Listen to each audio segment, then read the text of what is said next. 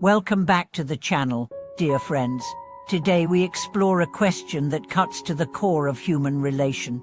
Why does the charge of being unfilial carry a weight far heavier than most moral failings, and why can it cast long shadows over entire families and communities?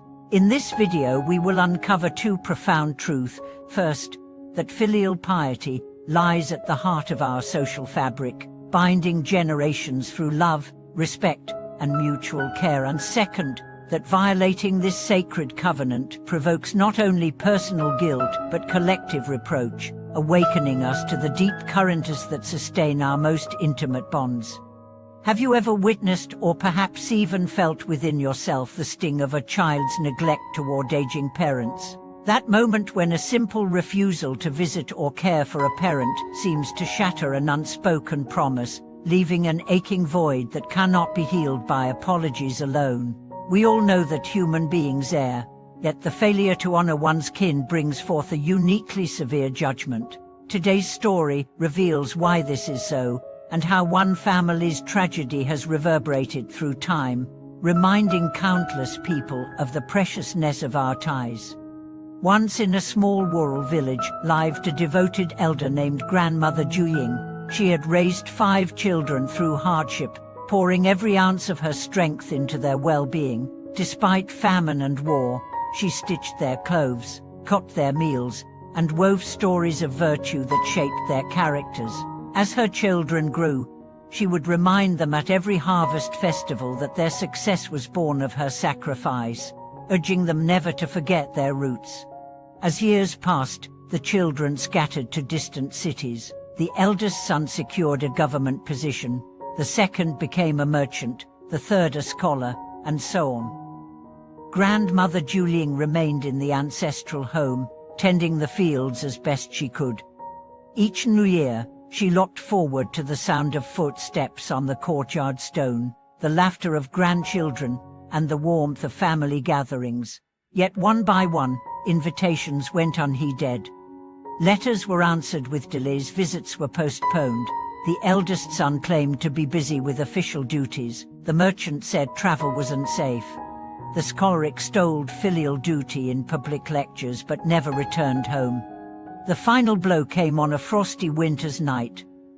Juying fell ill. Her neighbors discovered her feverish alone in the hearth.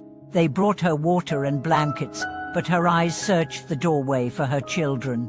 She whispered their names until her last breath, clutching an embroidered handkerchief she had made for the eldest son's wedding.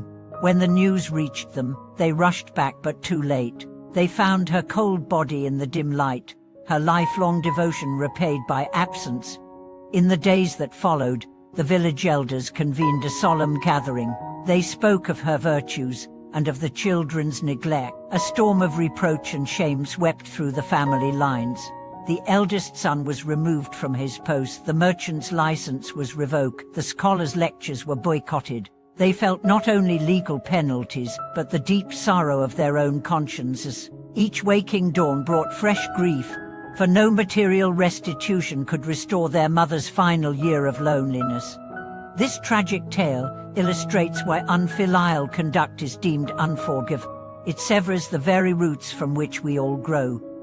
Filial piety is more than ritual, it is the living memory of who we are. When we honor our parents in acts of service, gratitude, and presence, we affirm our connection to the past and invest hope in the future. When we forsake them, we break the circle of care that sustains families and societies. Yet even this profound sorrow holds a teaching. In the aftermath of the scandal, the siblings each embarked on journeys of atonement. The eldest son resigned publicly, dedicating himself to volunteering in elder care facilities.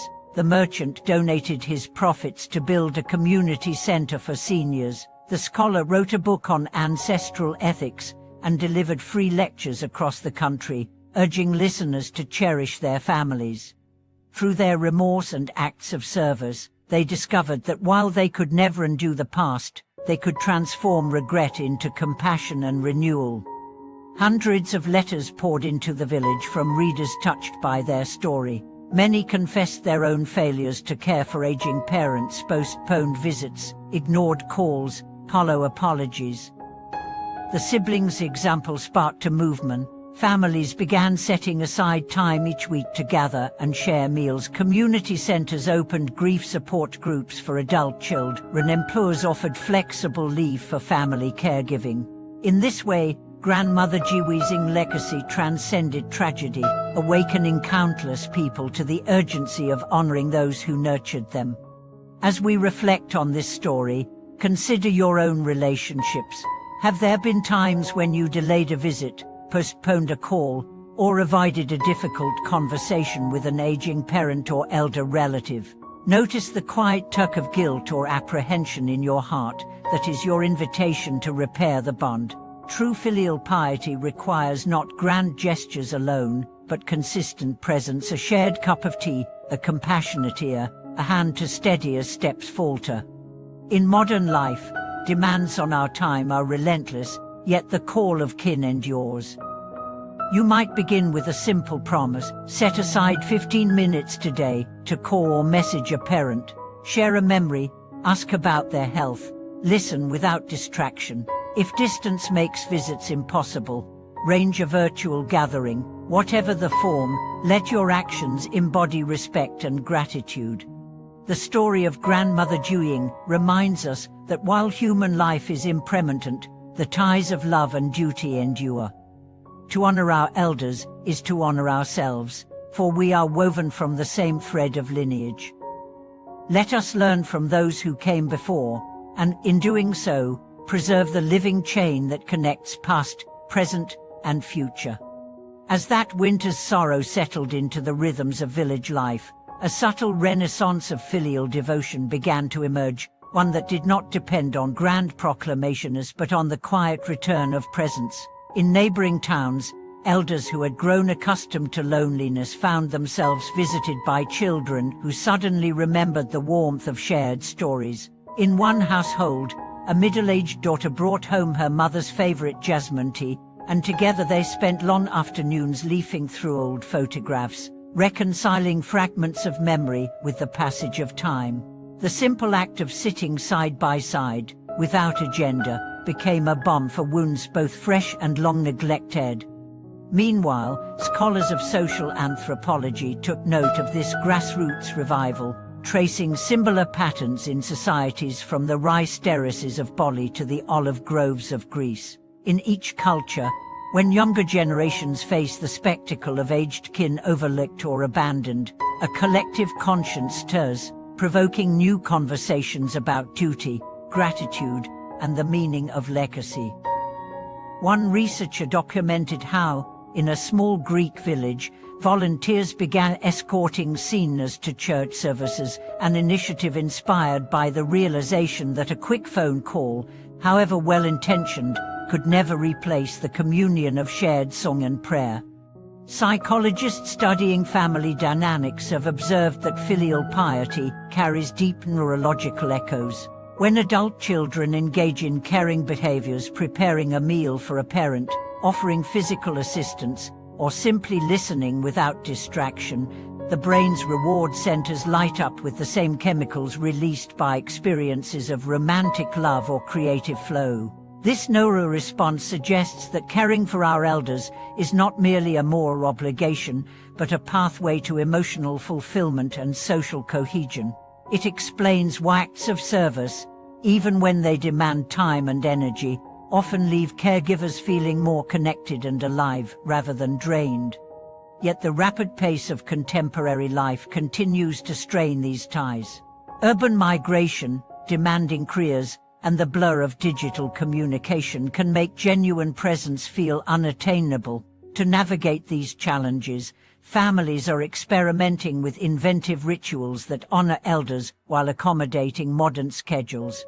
In one tech-savvy household, a father set up a shared digital calendar on which each family member committed to one meaningful interaction per week, whether that meant video calling grandma to learn an old recipe, visiting grandpa at the park for a walk, or simply sending a voice message recounting the day's highlights. These small, consistent pathtopeace forged an ongoing thread of connection that transcended physical distance.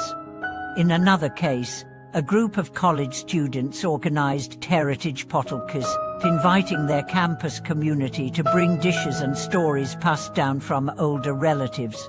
As participants tasted unfamiliar flavors, the sour tang of preserved lemons, the smoky warmth of matzo ball soup, the delicate sweetness of coconut milk steamed taro, they also absorbed the narratives that accompanied each recipe. Through food and memory, they built bridges between generations, allowing students to glimpse the lived experiences of grandparents they had never met. These contemporary adaptations echo the timeless truth illuminated by Grandmother Jiwizing's store, that caring for our elders is both a tribute to the past and an investment in the future. When we listen to their recollections, we inherit lessons in perseverance, compassion, and the art of living fully despite hardship. When we support them in their vulnerabilities, we model for younger generations what it means to honor human dignity at every stage of life. At the same time, it is crucial to acknowledge the emotional labor involved in elder care. Adult children may grapple with feelings of resentment, grief, or role reversal. Acknowledging these complexities can prevent burnout and guilt. Support networks, whether through local community groups, faith-based organizations, or online forums, provide spaces where caregivers can share struggles, exchange practical advice, and remind one another that they are not alone. Many families have found that by rotating responsibilities, setting clear boundaries, and practicing self-care, they sustain the compassionate energy needed to serve faithfully over years or decades. Education systems, too, are beginning to weave filial values into curricula.